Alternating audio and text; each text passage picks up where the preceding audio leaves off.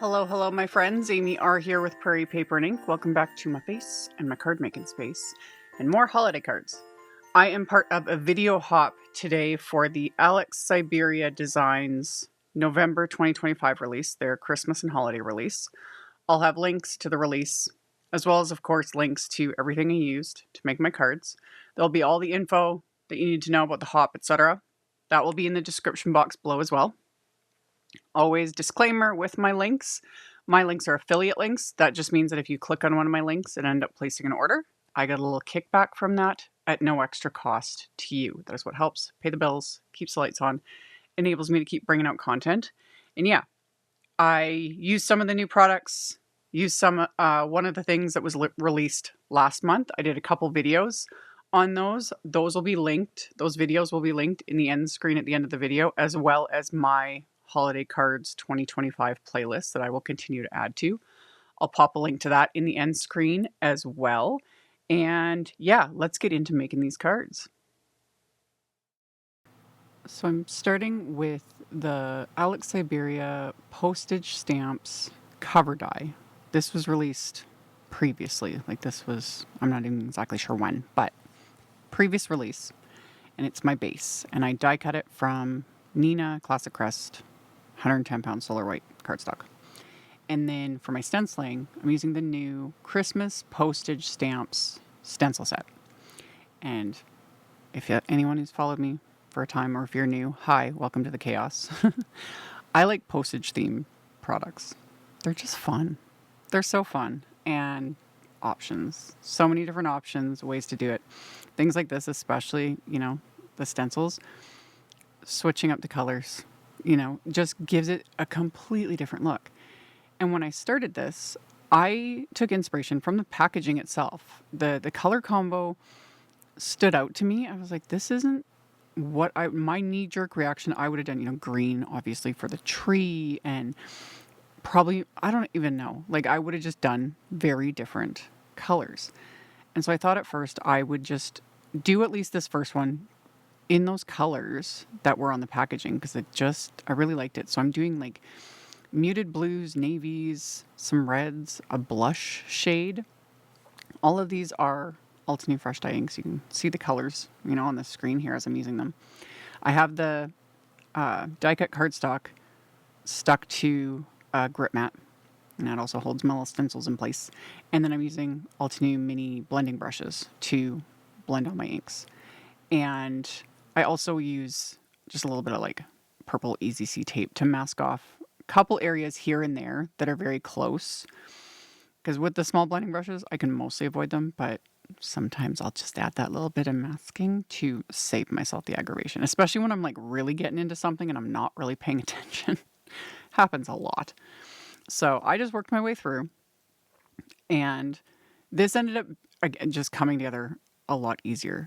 When there's layering stencil sets like this, or there's so many, same with like layering stamps, etc. It's always kind of that first go where it's like, everything looks a little weird. But then when it all comes together, it's like, because when you're looking at just one stencil or just one layer of something, so often it'll be like, it looks weird, it doesn't make sense. And then that's why I say like the first go, consider it a practice run, figuring it out, layering it up, doing the things, and then it just kind of convinces your brain. It's like, oh, okay, this little weird blob is, a foot or whatever. So yeah, these, when I first looked at the stencil set, I was like, this might take me, but it didn't. It was simple. I've sped all this up in editing. Of course, this is a lot faster, but it all came together. So worked my way through. There is etch lines, of course, on the little stencil set as well to line everything up. It all just works. It all just works. So again, for the most part, followed the packaging. There was only a couple spots where I was like, I'm just going to do my own thing. Add, whatever color I see fit. And then every time when I pull like the stencil off and you see it, coming together more, it's like, oh, love that. Love that. So for the little ornament toppers there, that was, hazelnut and almond butter. Just not a combo I'd normally think of, but I was like, that works. That works. You could also use metallics for these, parts as well. Metallic inks, that would look fabulous. That would look fabulous. Same with the little like speckly snow stencil on this one at the very bottom that goes over the gift. You could either skip that completely, or I was like, oh, this could also look really cute, like using a little bit of glitter paste. But I used just straight up stenciling, with just inks, kept it simple. And then I ended up liking it so much. I did a second one. Like this was, my first go. And then I was going to do like my own color combo, but I really liked these colors. So I ran with it. I did a second panel, same colors, same steps, everything. And then the second one, I cut these apart. So I kept one together and then I cut one apart because I was like, I'm going to get more than one card done because my original plan was only to make maybe 1 or 2 cards. And in the end, I ended up making 3. I could have made more, but I ran out of time. So I trimmed apart the second panel. And then there's this Christmas postage stamp set. And it's got, some little phrases, a couple little cancellation marks, things like that, which, again, if you know me, this is my favorite part.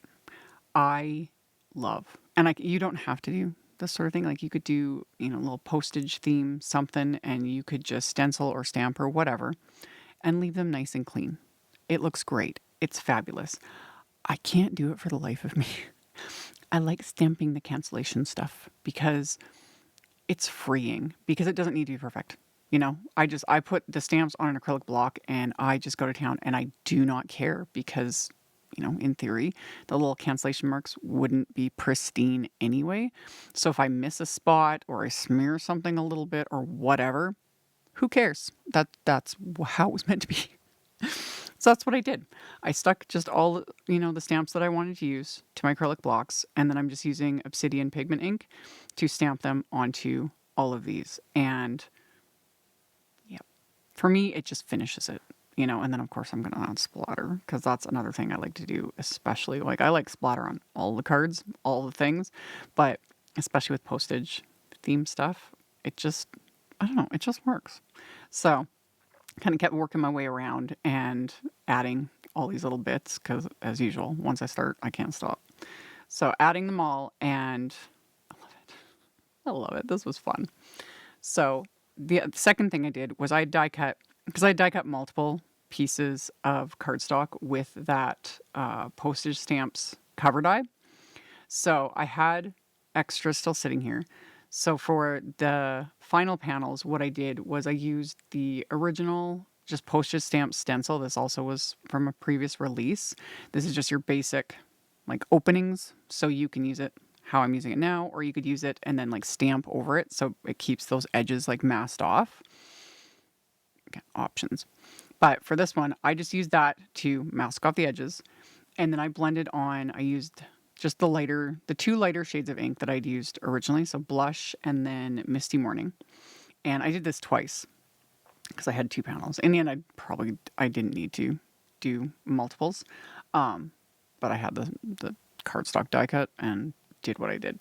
So blended that on to kind of create my base. And then I used the Merry Christmas and this large like bow image from that same Christmas postage stamp set. I'd put this in my Misty, line those up, and I stamped them with crimson ink, so the bright red ink. And then I also did some with Dark Night, which was like the navy shade. And I wasn't filming, but I stamped them more than once, like inked them up, stamped them to make sure I got a like really solid image on both. And then I just flipped that die cut around and then stamped it again and did the same thing. So I end up with all of these with that stamped. And then I'm going to do the same thing. I'm going to cut all these apart. And then I'm going to add the like cancellation marks and everything. Because like I said, I can't stop. Like, I love it. But this is another way to do these if you don't want to do things like layered stencils, is you could do the stenciling or color the backgrounds however you see fit and then use stamps. That works too. So like I said, I ended up with a pile of these. I have like extras because my plan was to add like a couple of the insides of the cards, but I wasn't thinking when I was doing this because my cards are A2 sized. So 4¼ by 5½ inches. And these individual like postage little doohickeys are well, a quarter of that size, a little bit smaller than a quarter of that size. So they take up a decent amount of space because I was going to put like 2 or 3 on the inside of each card. Yeah, no, they take up too much. So also, if you like doing larger cards, you know, A6 size, 5x7, etc., all of these will work well. Same with the sentiment dies. All the things I'm using translate really well onto larger card fronts. I just prefer A2 size. It's 99% of what I do. It's just what I like. So I ended up making 3 finished cards with all of these pieces. Oh, the other idea I had, those ones that I just did with the stamping, those would work really well on like presents because you could write people's names on the back of them. You know, they're just cute little, you could punch a hole in them and then add them to a gift or a gift bag. That's another, because they're, you know, a decent size. And I was like, let's make really cute little like tags, basically. Why not? So my card bases, A2 sized, 4 1/4 by 5 1/2 inches. And I used coordinating cardstock colors. These are Ultinew cardstocks in Nimbus and Blush as my base. And the poinsettias and the leaves and the flower centers are from the previous release, the Christmas bouquet die that I did a couple videos on. I die cut the poinsettias from the Blush cardstock. The leaves I die cut from Dark Night cardstock. And then the flower centers were die cut from some gold glitter cardstock from one of the Alex Syberia packs. And I'll have a link to that in the supplies. So I use those as, you know, extra embellishments. And then the one panel I'd kept together and adhered it to the Blush cardstock with Simon's Big Mama foam tape.